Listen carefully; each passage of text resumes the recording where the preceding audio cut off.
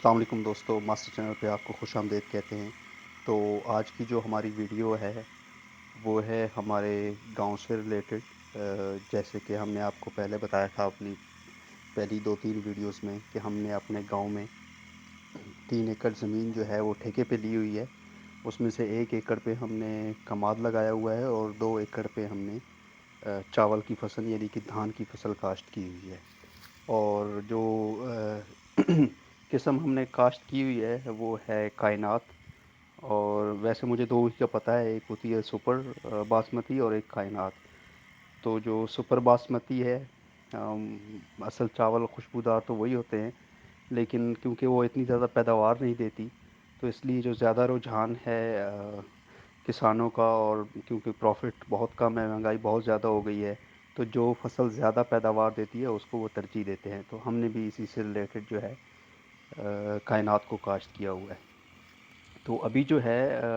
کائنات جو ہے کافی، وہ آپ دیکھ سکتے ہیں ویڈیو میں دیکھ رہے ہیں کہ کافی گرو کر گئی ہے اور ابھی اس پہ خوشے لگنے ہیں۔ اس کے اوپر یعنی کہ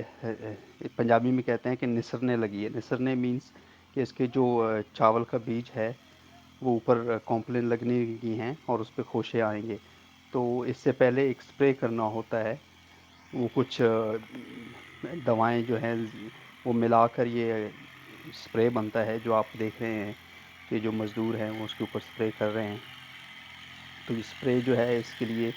بہت ضروری ہوتا ہے۔ اس سے کیا ہوتا ہے کہ جو افزائش نسل ہے اس کی بہتر ہوتی ہے اور پیداوار جو ہے وہ بہت اچھی ہوتی ہے۔ تو اسی طرح جو ہے یہ ہمارے پہلے والے ایکڑ میں کریں گے، پھر ساتھ میں دوسرے والے ایکڑ میں کریں گے، اور یہ سارا سپرے جو ہے اس طرح کمپلیٹ ہو جائے گا۔ اب مجھے اتنا زیادہ کھیتی باڑی کے بارے میں نہیں پتہ ہے، تو اب پتہ نہیں اس کے بعد پانی لگانا ہوتا ہے نہیں لگانا ہوتا، آئی ڈونٹ نو۔ لیکن یہ ہے کہ میں نے کہا چلو آپ کو اپڈیٹ شیئر کر دوں کہ ابھی جو جیسے کہ آپ سے وعدہ کیا تھا کہ جیسے ہی ہم اس کو سپرے کریں گے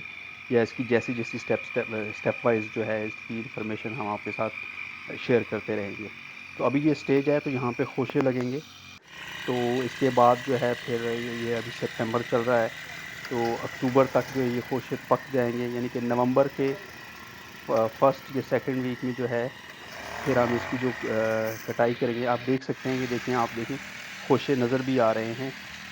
تو یہ بہت پیارے خوشے لگ رہے ہیں۔ تو ایسے ہی جو یہ بھی سارے باہر آ جائیں گے، آپ یہاں دیکھیں یہاں سے بہت سارے پودوں کے اوپر آ چکے ہیں۔ تو ایسی اسی طرح سے ساروں پہ جب لگائیں گے تو یہ بہت زبردست ہو جائیں گے۔ تو وہی جو میں بتا رہا تھا کہ نومبر کے فرسٹ ویک میں یہ فل ریڈی ہو جائے گی، تو ہم پھر مشین لگا کے اس کو ہارویسٹ کروا لیں گے، اور پھر جتنا بھی ہماری پیداوار ہوئی آپ سے شیئر کی جائے گی، اور وہ ہارویسٹنگ کی ویڈیو جو ہے وہ بھی انشاءاللہ آپ کے ساتھ شیئر کی جائے گی۔ باقی رہی بات اس کے بعد، تو اس کے بعد ہمارا کھیت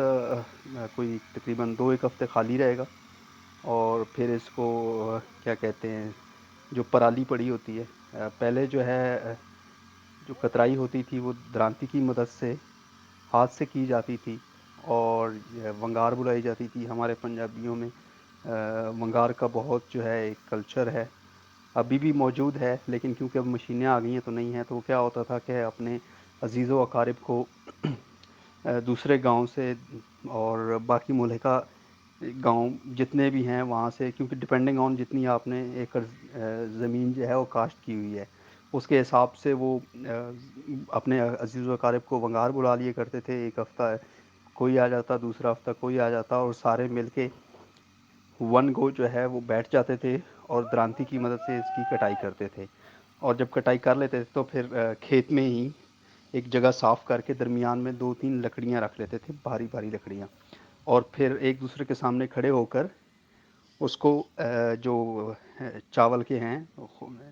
ایک گٹھی سی بنا کر، تو جہاں جو بیچ والی سائڈ ہے وہ اس کے اوپر سے زور زور سے مارتے تھے۔ ڈرم بھی رکھتے تھے اکثر، لیکن پہلے لکڑیاں رکھا کرتے تھے۔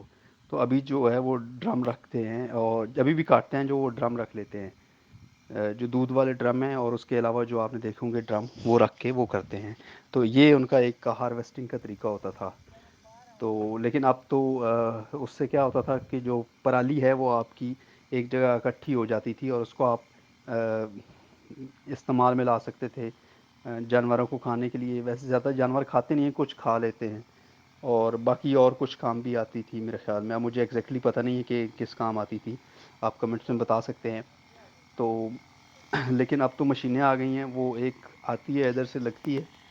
ساری کو کاٹ کے اور صاف کر جاتی ہے، لیکن اس میں ایک نقصان ہوتا ہے کہ ساری پرالی جو ہے وہ آپ کے کھیت میں رہ جاتی ہے، تو آپ کے لیے وہ ایک مشقت طلب کام ہے، آپ نے دوبارہ اس پرالی کو اکٹھا کرنا ہے،